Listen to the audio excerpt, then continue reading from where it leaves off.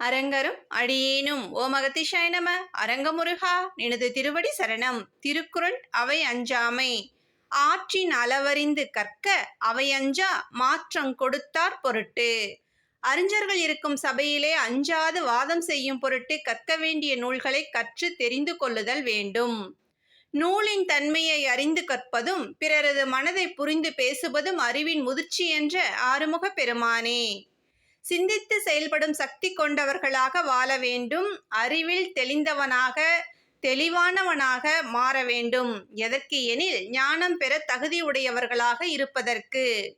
தெள்ள தெளிந்த அறிவு பெற சிந்தனையை சீராக்கிக் கொள்ள வேண்டும். இதற்கான வழியாது நமது சிந்தனையில் உண்டாகும் உணர்வுகளை சிந்தித்து ஆராய வேண்டும்.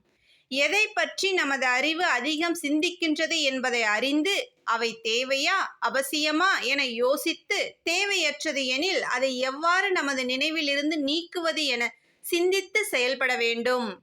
இவையெல்லாம் இந்த கலியுகத்தில் உலக நடைக்கு சாத்தியமா என்றால் சாத்தியமே.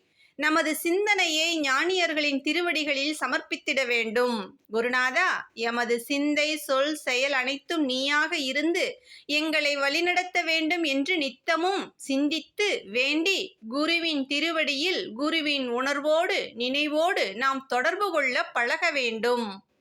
பூஜையும் தர்மமும் சிந்தனையை சீர் செய்யும். ஓம் சரவணபவ. ஓம் சரவணபவ. குருவின் அருளோடு பணிவான காலை வணக்கம்.